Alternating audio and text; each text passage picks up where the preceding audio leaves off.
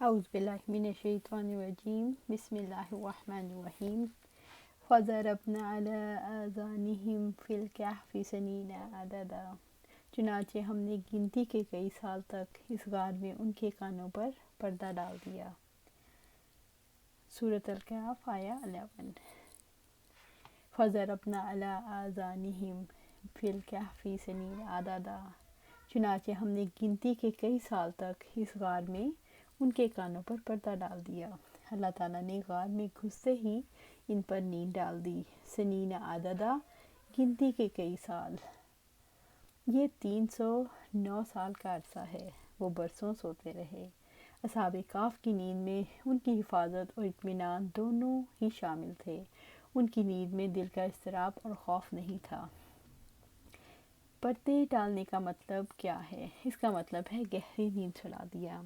اللہ تعالیٰ نے اصحاب کہف کے کانوں پر پردے کیوں ڈال دیے؟ اللہ تعالیٰ نے اصحاب کہف کے کانوں پر پردے اس لیے ڈالے تھے کہ تاکہ باہر کی آوازوں سے ان کی نیند میں خلل نہ آئے۔ ثم بعثناہم لنعلم ای الحزبین احصی لما لبثوا امدا، پھر ہم نے انہیں اٹھایا کہ ہم جان پائیں کہ دونوں گروہوں میں سے کون سا گروہ مدت کو بہتر شمار کرنے والا ہے جو وہ ٹھہرے۔ سورۃ الکہف آیا 12۔ ثم بعثناہم، پھر ہم نے انہیں اٹھایا، یعنی ہم نے انہیں طویل نیند سے اٹھایا۔ لنعلم ای الحزبین احصی لما لبثوا امدا، کہ ہم جان پائیں کہ دونوں گروہوں میں سے کون سا گروہ مدت کو بہتر شمار کرنے والا ہے جو وہ ٹھہرے، تاکہ ہم دیکھیں کہ کون نیند کی مدت کو ٹھیک ٹھیک شمار کرتا ہے، جیسا کہ اللہ سبحانہ تعالیٰ نے فرمایا۔ اور اسی طرح ہم نے انہیں اٹھایا تاکہ وہ آپس میں ایک دوسرے سے پوچھ گچھ کریں کہ ان میں سے ایک کہنے والے نے کہا کتنی دیر رہے؟ انہوں نے کہا ہم ایک دن یا ایک دن کا کچھ حصہ رہے ہیں۔ وہ بولے کہ تمہارا رب ہی زیادہ جانتا ہے کہ تم کتنی دیر رہے۔ چنانچہ اپنے میں سے کسی ایک کو اپنے یہ چاندی کے سکے دے کر بھیجو، بس چاہیے کہ وہ دیکھے کہ صاف ستھرا کھانا کہاں ہے، پھر اسی میں سے کچھ تمہارے کھانے کو لائے اور وہ نرمی اور باریک پینے کی کوشش کرے اور تمہارے متعلق کسی کو ہرگز نہ معلوم ہونے دے۔ سورۃ الکہف آیا 19۔ یعنی وہ اٹھے اور ایک دوسرے سے سونے کی مدت، اللہ تعالیٰ کی قدرت، حکمت اور رحمت کے بارے میں سوال کریں۔ اگر وہ ہمیشہ سوتے رہتے تو کسی کو واقعے کی اطلاع نہ ہوتی۔ بعثت سے مراد طویل نیند سے اٹھانا ہے۔ دو گروہ، اس سے مراد اصحاب کہف کے دو گروہ ہیں۔ کچھ لوگوں کا خیال ہے کہ اختلاف کرنے والے لوگ مراد ہیں جو یا تو اسی دور کے تھے یا عہد رسالت کے۔ اصحاب کہف میں اختلاف کس چیز پر تھا؟ اختلاف سونے کی مدت پر تھا۔ اللہ تعالیٰ نے اصحاب کہف کو اٹھانے کا کیا مقصد بتایا؟ اللہ تعالیٰ نے بتایا کہ تاکہ پتہ چل جائے کہ اس مدت کو کس نے زیادہ یاد رکھا۔ نحن نقص علیک نبأہم بالحق انہم فتیۃ آمنوا بربہم وزدناہم ہدی، اور ہم ان کا برحق قصہ آپ پر بیان کرتے ہیں۔ بلا شبہ وہ چند نوجوان تھے جو اپنے رب پر ایمان لائے تھے اور ہم نے انہیں ہدایت میں زیادہ کیا تھا۔ سورۃ الکہف آیا 13۔ نحن نقص علیک نبأہم بالحق، اور ہم ان کا برحق قصہ آپ پر بیان کرتے ہیں۔ یہاں سے اصحاب کہف کے واقعے کا آغاز ہوتا ہے۔ اللہ رب العزت نے سچائی کے ساتھ اپنے نبی سے اس قصے کو بیان کیا جس میں کوئی شک نہیں۔ انہم فتیۃ، بلا شبہ وہ چند نوجوان تھے۔ اصحاب کہف کے واقعے کی تفصیل یہ ہے کہ وہ چند نوجوان تھے، آمنوا بربہم، جو اپنے رب پر ایمان لائے تھے مگر ان کی قوم ایمان نہ لائی تھی۔ یہ نوجوان اپنے مشرک قوم کے برعکس اللہ تعالیٰ کی وحدانیت پر ایمان لے آئے تھے، اور اللہ تعالیٰ نے انہیں اپنے عقیدے میں ایسی پختگی دی کہ انہوں نے اپنے دین کی حفاظت کے لیے اپنا گھر بار چھوڑ کر ہجرت کی راہ اختیار کر لی اور تمام دنیاوی آرام اور آسائش سے منہ موڑ کر غار میں رہنا گوارا کیا۔ इन्नहुम फित्यतुन, इससे इस्तेबात करते हुए लिखा कि बूढ़ों के मुकाबले में नौजवान हक़ को जल्द कबूल करते हैं। इब्न अब्बास रज़ी अल्लाह ताला फरमाते हैं कि अल्लाह ताला ने हर नबी को नौजवान ही भेजा और यह आयत तिलावत की, कालू समीना फ़तन यज़कुरुहुम युक़ालु लहु इब्राहीम।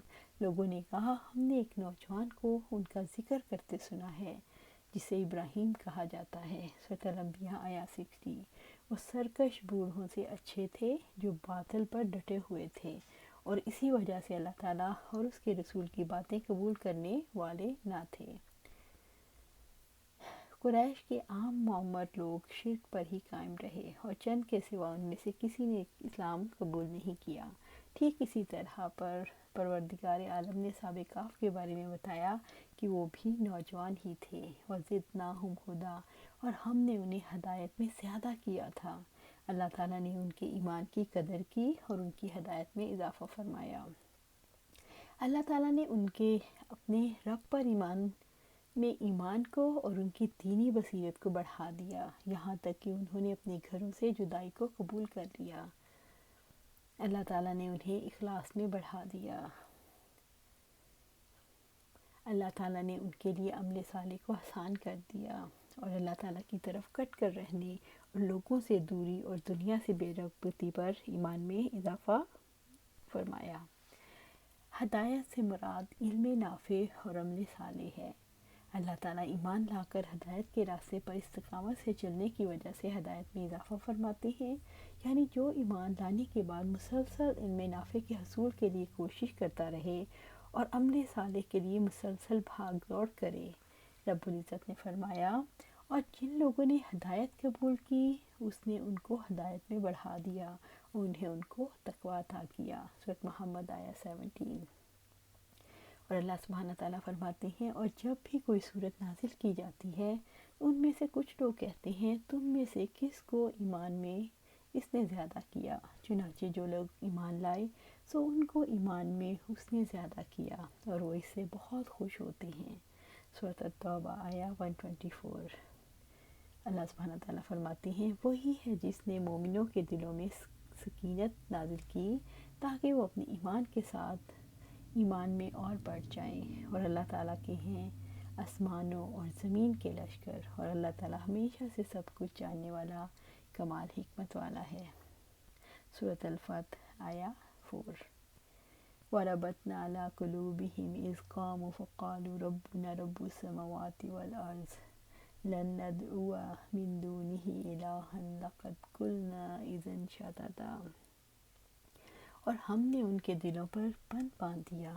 जब वो खड़े हुए तो उन्होंने कहा कि हमारा रब वही है जो आसमानों और ज़मीन का रब है और हम उसके सिवा हर किसी को माबूद ना पुकारेंगे। बिलाशुबा तब तो हमने बिल्कुल ही हद से गुजरी हुई बात कही। सूरत अल-कहफ़ आया 14। वरबतना अला कुलूबिहिम, और हमने उनके दिलों पर बंद बांध दिया, यानी हमने उन्हें सब्र इल्हाम किया, उनके दिलों को नूर के ईमान से मुनव्वर किया, यानी हमने उन्हें सब्र और सबात अता किया, उन्हें परेशानियों में इत्मीनान अता किया। अल्लाह ताला ने फरमाया, हमने मुजाहिदा करने के लिए उन्हें सब्र से कुव्वत दी, उन्हें शैतान से जंग के लिए शुजाअत अता की और दीन के साथ अजनबी जगहों पर जाने और नफ्स की मुखालफत और हिस्सी लज़्ज़ात और जिस्मानी ऐश व आराम की चीज़ें तर्क करने और कलमतुल्लाह और कलमा तौहीद के लिए क़याम के लिए शुजाअत अता की। और ये भी कहा कि उन्हें कलमा तौहीद के क़याम और दीन पर इस्तिक़ामत के इजहार और जाबिर बादशाह के सामने हक़ की दावत पेश करने की जुर्रत अता की। अल्लाह ताला ने फरमाया, हमने उन्हें लोगों की मुखालफत पर सब्र अता किया और उनके अकीदे पर सबात और उन्हें क़ुव्वत अज़ीमत इल्हाम की। अल्लाह ताला दिलों को कमज़ोर करने वाली रुकावटों को दूर कर देता है। साहब काफ ने हिजरत की और अपने घर वालों से जुदाई इख्तियार की। उस जुदाई के सदमे को बर्दाश्त करने का हौसला अल्लाह ताला ने अता फरमाया। साहब काफ ने ऐशो इशरत की, ज़िंदगी से महरूमी का सदमा उठाया। अल्लाह ताला ने उनके दिलों को मजबूत कर दिया और उनके दिल उन मुसीबतों को बर्दाश्त करने के लिए तैयार हुए। अल्लाह ताला ने उन्हें अक़ीदे में पुख्ता किया جس سچائی کو انہوں نے جانا اس کو انہوں نے اپنا لیا، اس پر استقامت اختیار کر لی۔ اللہ تعالیٰ نے ان کے دلوں میں یہ یقین بٹھایا تھا کہ اس دن اس طرح ان کے دل مضبوط ہو گئے۔ اس کاموں جب وہ کھڑے ہوئے، یعنی جب وہ اٹھے، یہ اٹھنا عام لوگوں کی طرح اپنی ضروریات، اپنے رزق، اپنی خواہشات اور اپنے حقوق کی حفاظت کے لیے نہیں تھا۔ اصحاب کہف کے قیام سے بعض مفسرین نے یہ مراد لی ہے بادشاہ کے دربار میں جب انہیں طلب کیا گیا تو انہوں نے توحید کا واضح بیان کیا۔ اصحاب کہف کے اٹھنے سے مراد اللہ تعالیٰ کی دین کو پہنچانے کے لیے، اس کی دعوت اور تبلیغ کے لیے اٹھنا ہے، جس کے بعد ان کی مخالفت زور پکڑ گئی۔ اس کا ثبوت آیت کے اگلے حصے سے ملتا ہے۔ ہمارا رب وہی ہے جو زمین و آسمان کا رب ہے، اور ہم اسے چھوڑ کر کسی دوسرے کو معبود نہ بنائیں گے۔ اگر ہم ایسا کریں تو سیدھے راستے سے ہٹ جائیں۔ وَقَالُوا رَبُّنَا رَبُّ السَّمَاوَاتِ وَالْأَرْضِ، تو انہوں نے کہا ہمارا رب وہی ہے جو آسمانوں اور زمین کا رب ہے۔ بعض لوگ کہتے ہیں کہ انہوں نے ایک دوسرے کو توحید کے وہ دلائل سنائے جو اللہ تعالیٰ نے ان کے دلوں میں ڈالے، یعنی جس نے ہمیں پیدا کیا، ہماری پرورش کی، جو ہمیں رزق عطا کرتا ہے اور جو ہماری تدبیر کرتا ہے، وہی تمام کائنات کو پیدا کرنے والا ہے، وہ ان عظیم مخلوقات کو پیدا کرنے میں منفرد ہے۔ یہ بت اور خود ساختہ معبود اس کائنات کے خالق نہیں، جو کسی چیز کو پیدا کر سکتے ہیں اور نہ رزق دے سکتے ہیں۔ وہ کسی نفع نقصان کے مالک ہیں، نہ موت و حیات کے، اور نہ موت کے بعد دوبارہ اٹھانے پر قادر ہیں۔ بس انہوں نے توحید ربوبیت سے توحید الوہیت پر استدلال کیا اور کہا لن ندعو من دونہ الہا، لن ندعو من دونہ الہا، اس کے سوا ہرگز کسی کو معبود نہ پکاریں گے، یعنی ہم مخلوق میں سے کسی ایک کو اللہ کے سوا الہ نہیں بنائیں گے۔ لقد قلنا اذا شططا، بلا شبہ تب تو ہم نے بالکل ہی حد سے گزری ہوئی بات کہی، یعنی اگر ہم نے کسی اور کو معبود بنا لیا تو انتہائی غلط بات مان لی، کیونکہ شرک باطل، لغو اور بیہودہ چیز ہے۔ شططا بالکل ہی حد سے گزری ہوئی، حق سے دور، حد سے تجاوز کرنے والی بات کہی۔ یہ دلیل ہے کہ اصحاب کہف کو اللہ تعالیٰ کی طرف سے ہدایت عطا کی گئی تھی اور انہیں اپنے رب کی مکمل معرفت حاصل تھی۔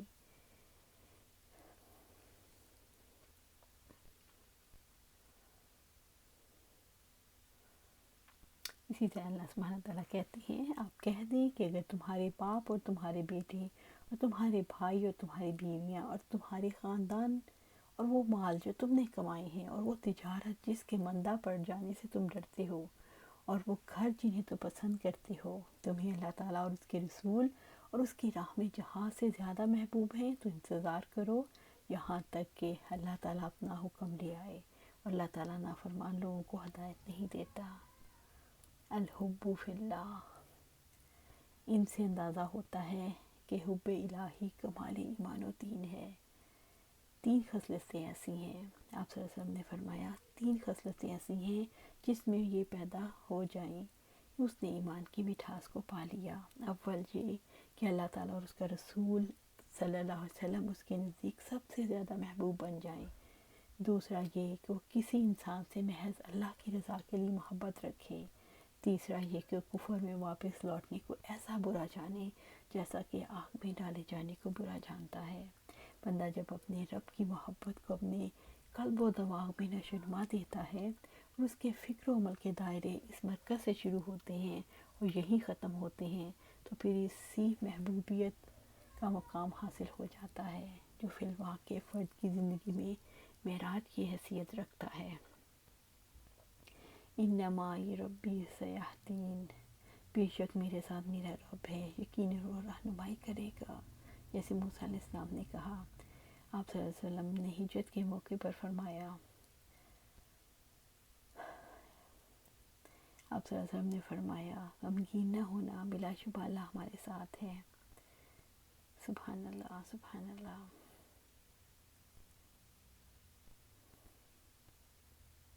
گویا تعلق باللہ کو مستحب کرنے کے لیے عبادت، ذکر الہی، مجاہدہ نفس، اللہ تعالیٰ کے احسانات کا احساس اور دعا وہ عناصر ہیں جنہیں پیش نظر رکھنا ضروری ہے۔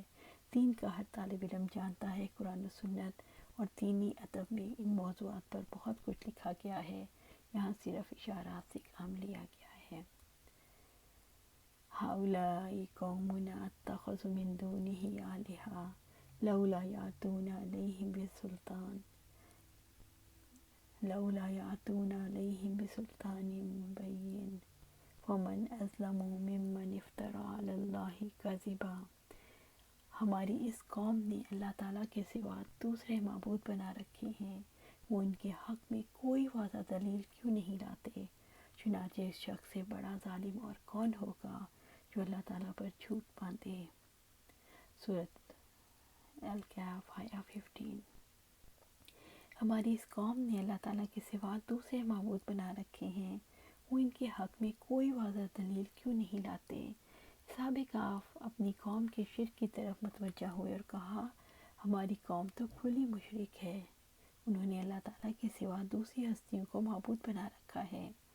لولا یاتون علیہم بسلطان مبین، وہ ان کے حق میں کوئی واضح دلیل کیوں نہیں لاتے؟ یہ شرک پر کھلی دلیل کیوں نہیں لے کر آئے؟ انہوں نے واضح کیا کہ شرک یقین پر نہیں، جہالت و گمراہی پر مبنی ہے۔ یہ بات اسلامی عقیدے کا حصہ ہے کہ انسان جو طریقہ زندگی اختیار کرے اس کے پاس اس کے لیے ایسی دلیل ہو جو عقل کے مطابق ہو۔ یہ لوگ واضح دلیل کیوں نہیں لائے؟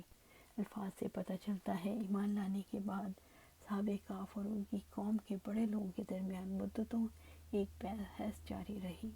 اس دوران ان کے بڑوں نے جو باتیں انہیں کہیں اس میں ان کے شرک کے لیے کوئی دلیل نہیں تھی۔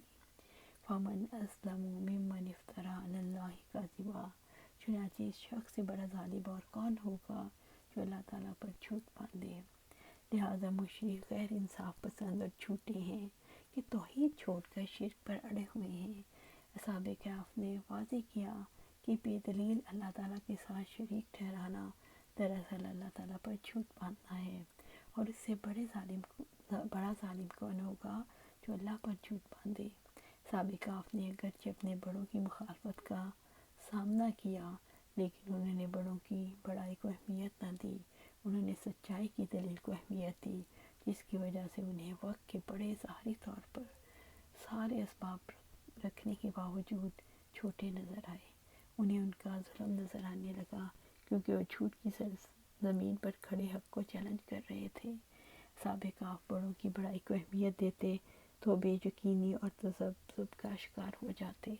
تو ہمیں بھی چاہیے کہ جب ہم حق پہ ہوں تو بڑوں کی باتوں کو نہیں سننا، کسی کی بات کو نہیں سننا، صرف اور صرف اللہ سبحانہ تعالیٰ کی بات کو اہمیت دینی ہے اور اسی پر جمے رہنا ہے۔ اور اس کے لیے ضروری ہے کہ ہم قرآن و سنت کے مطابق اپنی زندگیاں گزاریں، اس کو پڑھیں پڑھائیں، سمجھائیں اور اس پر استقامت قائم رکھیں، اور اللہ سے دعا ہے کہ ہمیں اس پر استقامت دے۔ آمین یا رب العالمین۔